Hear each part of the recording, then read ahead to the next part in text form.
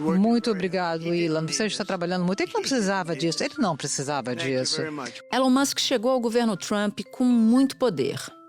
E muitas promessas também. Musk foi anunciado na chefia do então recém-criado, quer dizer, do que seria criado o Departamento de Eficiência do Governo, na sigla em inglês DOGE, um organismo que prometia, nesse início, cortar 2 trilhões de dólares dos gastos do Estado americano. Por vezes, inclusive, ele pareceu mais importante do que o próprio presidente.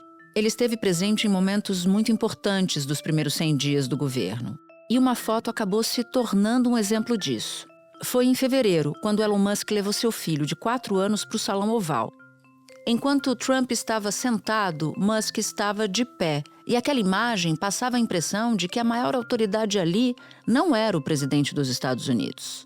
Naquele mês, inclusive, a revista Time já havia estampado na capa o empresário sentado na cadeira presidencial. E na Casa Branca, onde tinha um escritório, chegou algumas vezes até a dormir ali, Musk tinha confiança absoluta quase do presidente, participou de reuniões do gabinete, de encontros com líderes estrangeiros. Nem reportagens que diziam que era Musk quem estava governando atrapalharam a relação dos dois. O bilionário, dono de muitas empresas como a Tesla, SpaceX e a rede social X, de fato, influenciou muita coisa. Musk teve um papel central em algumas das decisões mais polêmicas do governo nesses 4 meses, inclusive a de acabar com a Agência Americana de Ajuda Internacional. Mas também criou muitos problemas. Ao fim do prazo de seu contrato como funcionário especial, Elon Musk agora parece ter uma influência bem menor e sai com a imagem desgastada. O tal Departamento de Eficiência Governamental que Musk chefia virou um fiasco. Demitiu cerca de 260 mil funcionários públicos e também eliminou programas e agências federais quase inteiras. Segundo o governo, as medidas economizaram 175 bilhões de dólares até agora, números que são contestados por muitos economistas. Musk se tornou uma figura impopular. Ele é visto como aquele bilionário dedicado a demolir programas de cunho social sem escrúpulos. Essa conta chega num momento de paralisia do governo Trump. Até porque muitas das iniciativas do presidente acabaram encontrando obstáculos. Quase tudo que Donald Trump se apressou para fazer nos primeiros 100 dias de governo, naquele período de lua de mel ainda, quando a oposição ainda está desorganizada e tudo mais, quase tudo está caindo. Tudo bloqueado na justiça, especialmente as ações que foram firmadas por canetada. Tudo gerando muita incerteza e confusão aqui nos Estados Unidos, aqui dentro e também aí fora. Da redação do G1, eu sou Natuza Neri e o assunto hoje é a saída de Elon Musk e a fotografia do governo Trump. Como foram os quase 130 dias do bilionário na função de conselheiro do presidente dos Estados Unidos, os atritos com integrantes do alto escalão e o momento atual do governo republicano. Neste episódio, eu converso com Maurício Moura, professor da Universidade George Washington, nos Estados Unidos. Sexta-feira, 30 de maio. Maurício, a saída do Elon Musk era esperada. Ele tinha 130 dias para cumprir a função para a qual fora designado e esse limite acaba nesta sexta-feira. Mas eu sei que a sua avaliação é de que essa saída do Elon Musk foi gradual, ou seja, ele começou a sair antes desse prazo final. Explica pra gente essa ideia. Sim, sem dúvida, né? Ele criou vários conflitos dentro da Casa Branca, né? Ele criou desconforto com diversos secretários em função dos cortes que a equipe dele promoveu. Ele criou desconforto com os congressistas republicanos, que obviamente tiveram que voltar para seus estados e explicar por que houve cortes específicos para cada estado. E, obviamente, em algumas instâncias, ele chegou a criar conflitos a conselheiros muito próximos do Donald Trump. Foi o maior barraco dentro da Casa Branca. O furo é da agência Axios, que ouviu testemunhas. Uma delas disse que parecia mais uma briga de luta livre, sem pancadas, mas com gritos e xingamentos.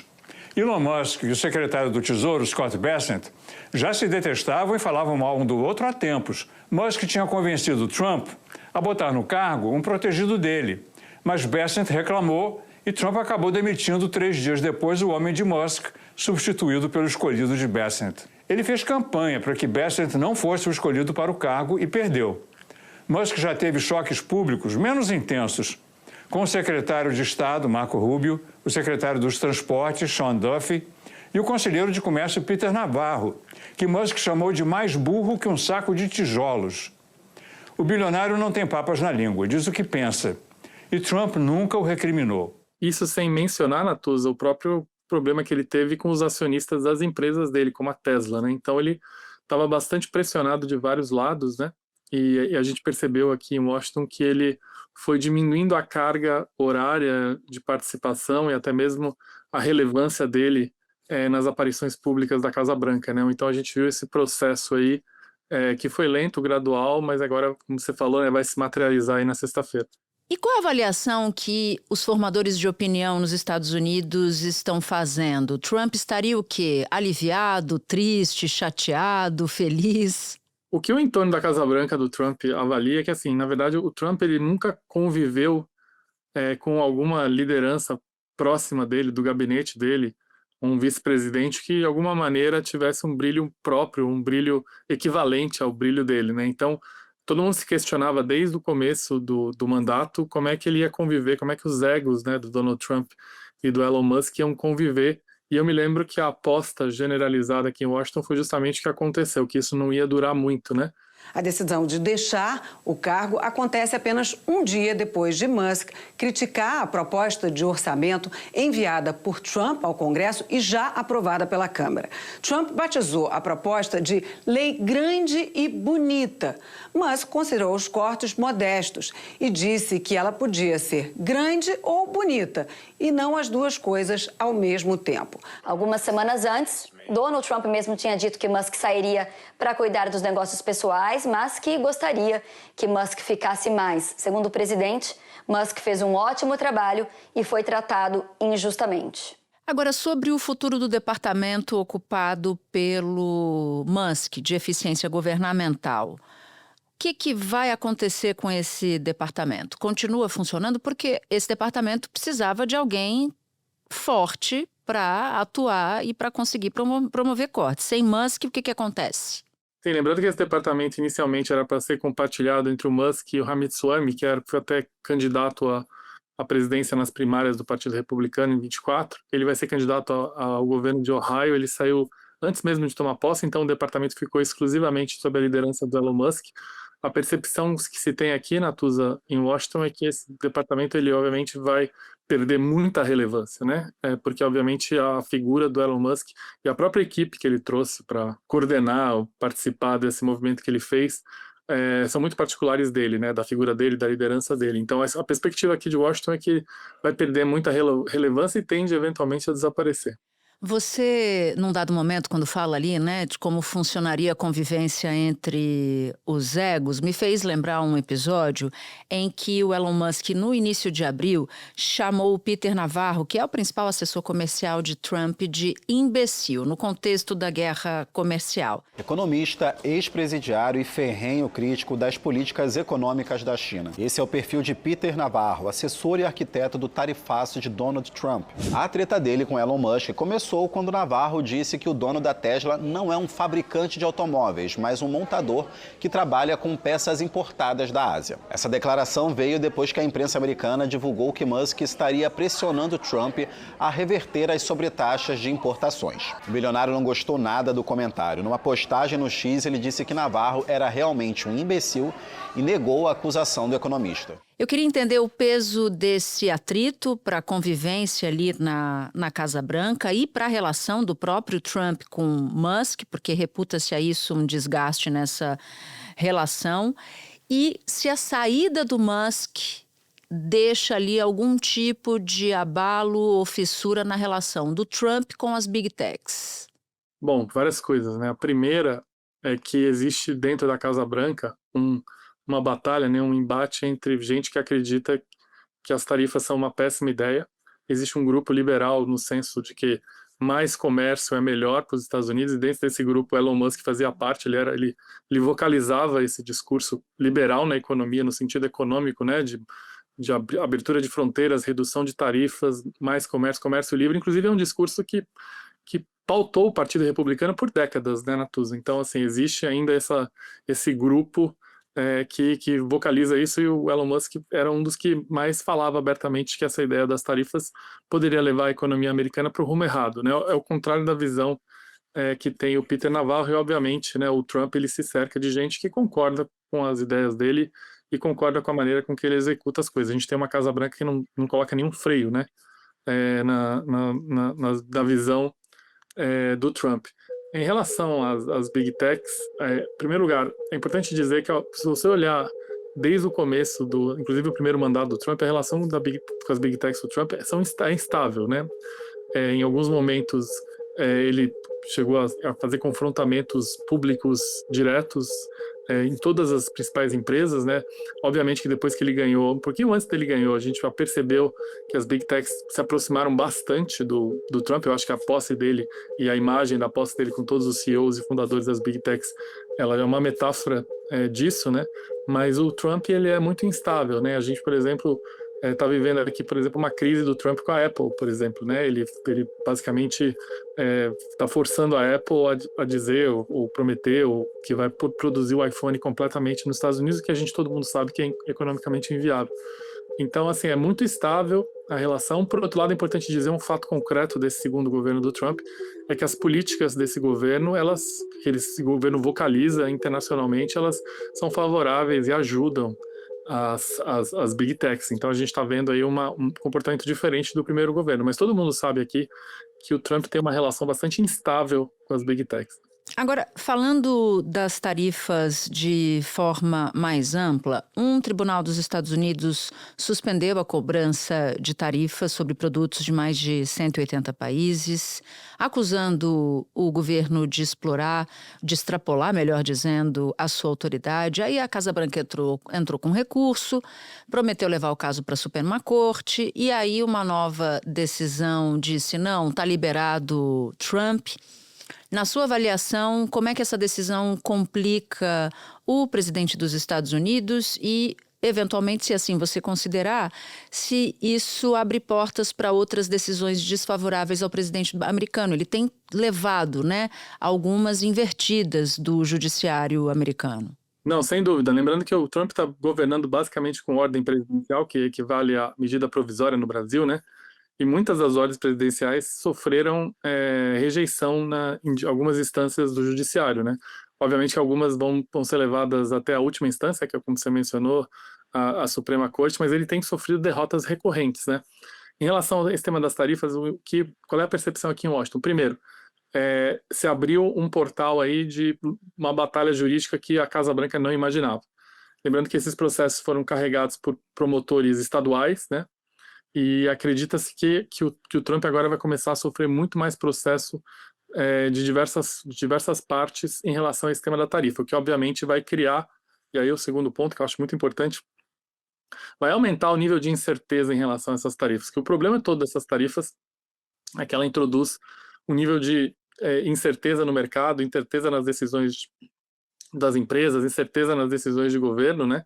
E essa coisa de que há um espaço, há uma abertura para batalhas judiciais, e batalhas judiciais, chegar à Suprema Corte, Natuza, não é trivial, vai demorar a chegar na Suprema. A Suprema Corte americana ela é muito mais lenta do que o Supremo Tribunal Federal brasileiro, que age em várias frentes ao mesmo tempo. Então, abriu esse franco, aumentou a incerteza. A novela das tarifas impostas por Donald Trump a produtos importados pelos Estados Unidos teve hoje mais um capítulo. Na noite de ontem, o Tribunal de Comércio Internacional dos Estados Unidos julgou que o tarifaço de Donald Trump, baseado na Lei de Poderes Econômicos de Emergência, era ilegal. Mas na manhã de hoje, o governo Trump recorreu da decisão e alegou que a suspensão das tarifas afetaria a segurança nacional e interesses diplomáticos americanos em meio a negociações comerciais. Horas depois, um Tribunal Federal de Apelações concordou em manter temporariamente as tarifas. E do ponto de vista dos países, que imagina que hoje o Trump abriu negociação com diversos países, diversas frentes. Obviamente que essas negociações agora, ele introduziu uma incerteza para as outras partes que estão negociando com ele, né? Imagina a União Europeia, ou a China, ou o Japão, ou que agora vê que essas decisões do Trump podem ter um risco jurídico que não estava se antecipando. Então, na verdade, a maior derrota da Casa Branca, na verdade, é que se colocou sem fazer nenhuma analogia aos republicanos, colocou um elefante na sala agora em relação a esse tema das tarifas. O elefante porque é o símbolo do Partido Republicano, né? O mascote do Partido Republicano. Espera um pouquinho que eu já volto para continuar minha conversa com Maurício Moura.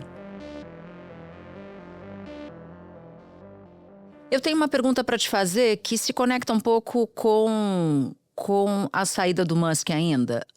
O Trump fica mais forte ou mais fraco com a saída de Musk do governo, por assim dizer? Bom, do ponto de vista estritamente de popularidade, o Musk era uma figura bastante impopular, né? Mesmo entre os republicanos, ele tinha dificuldades em termos de popularidade. Então, obviamente, quando você tira uma figura que puxa a popularidade para baixo, isso é naturalmente bom. Musk, que controverso desde o início, né, fez aquela saudação nazista que depois tentou voltar atrás. Ela foi rebatida, negada, mas quem visse a imagem, quem acompanhou na hora, não tinha dúvida qual era o gesto que ele tinha feito, o tipo de gesto que ele fez.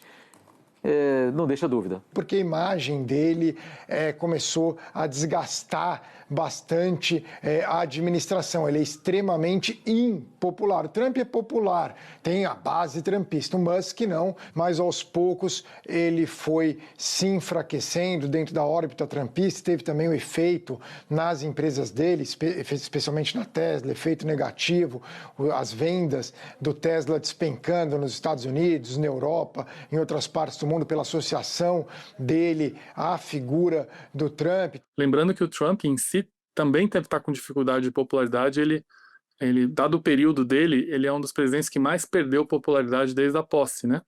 A gente está falando aí, dependendo da pesquisa aqui, que o Trump tem 42%, 43% de aprovação, mas ele começou o mandato aí com 49%, 50%, então ele perdeu popularidade. Então, assim, do ponto de vista da opinião pública, você tirar o Musk, eu acho favorável, porque o Musk claramente não era uma figura popular, né? Eu fico pensando aqui numa máxima que eu normalmente uso para avaliar governos e instituições quando eu faço análise política, que é toda instituição que enfrenta muitas guerras ao mesmo tempo, essa instituição acaba se fragilizando em algumas ou até mesmo na guerra principal. E acho que o Trump está cometendo esse erro de enfrentar muitas batalhas ao mesmo tempo, sem esse lastro de popularidade a que você se referia. E um dos aspectos, uma dessas batalhas é em relação aos estudantes estrangeiros, para proibir que Harvard, reduzir o número de estudantes estrangeiros em Harvard, uma caçada contra universitários, digamos assim, de outros países de modo geral. O governo suspendeu o agendamento de entrevistas para estrangeiros que solicitarem vistos de estudante. A ordem veio num telegrama do secretário de Estado, Marco Rubio, para embaixadas e consulados no mundo todo e orienta os times diplomáticos a fazer buscas mais rigorosas para verificar as redes sociais dos solicitantes. Em uma outra frente, Donald Trump sofreu uma derrota política. Uma juíza federal prorrogou a permissão para que a Universidade Harvard continue matriculando alunos estrangeiros. Só que escalonou para os chineses, porque agora a medida se estenderia para eles também. Explica para a gente qual é a dimensão dessa batalha em particular e se você concorda com essa hipótese de trabalho, vamos dizer assim, de que enfrentar muitas batalhas ao mesmo tempo enfraquece pelo menos um dos fronts. Não, essa é a essência da arte da guerra, né? Um famoso livro. E também o que eu ouço aqui de historiadores é justamente isso, né? Essa Casa Branca, ela está tentando fazer diversas disrupções ao mesmo tempo. A disrupção, eles praticamente mandaram embora 40% da força de trabalho do governo federal, depois 20% voltou com ordem judicial. Eles estão tentando criar um novo modelo de comércio internacional, estão atacando parceiros como o Canadá, e agora obviamente ele tem frentes contra as universidades, né, e principalmente contra a China, né, então são muitas frentes ao mesmo tempo. Especificamente essa questão dos estudantes, para mim representa, e é uma coisa que é um consenso aqui em Washington, para mim representa um agravamento, uma escala, eles estão escalando a tensão com a China, lembrando que essa questão dos estudantes chineses nos Estados Unidos é uma questão histórica, né, porque Uma das coisas que o Richard Nixon fez quando ele retomou a relação com a China continental nos anos 70 foi justamente abrir as portas dos Estados Unidos para os estudantes chineses. Inclusive, essa abertura para os estudantes internacionais sempre foi considerada uma das fortalezas dos Estados Unidos, né? Essa atração de talentos nas universidades, e universidades de todas as pontas do país. A gente não está falando só das universidades de elite da costa oeste ou da costa leste. Então, assim, esse é um ponto que na verdade é um retrocesso histórico, né? Porque mesmo no auge da Guerra Fria, os Estados Unidos fez esse movimento de abrir o país, e ele escala, né, a tensão com a China, talvez com um elemento que vai trazer pouco benefício, né, em termos práticos aí, não só para as questões internas de segurança, né, que é o que eles estão alegando como o principal tema, mas principalmente com a relação com a China. Se você fosse pegar todos esses pontos abordados até aqui durante essa nossa conversa e quisesse incluir mais alguns para definir o atual momento do Trump, como é que você definiria, Maurício? Ele está tomando muito risco, né, Natuza? Vamos pegar só essa questão da popularidade. Essa popularidade dele é uma popularidade que, se você olhar o histórico eleitoral dos Estados Unidos, é uma popularidade bastante punitiva. Presidentes mal avaliados costumam ter um resultado muito ruim nessa eleição de meio de mandato, que elege muitos senadores e deputados, né? Deputados e deputadas praticamente troca a Câmara inteira. Então, se ele tiver com esse nível de popularidade na eleição do ano que vem, a chance da Câmara voltar a ser democrata é altíssima, né? O presidente dos Estados Unidos, Donald Trump, tem o menor índice de aprovação nos primeiros 100 dias de governo entre todos os presidentes americanos dos últimos 80 anos. A pesquisa conjunta da ABC News, Washington Post e Ipsos mostra que apenas 39% dos entrevistados aprovam a forma como Trump conduz a presidência. A desaprovação chega a 55%.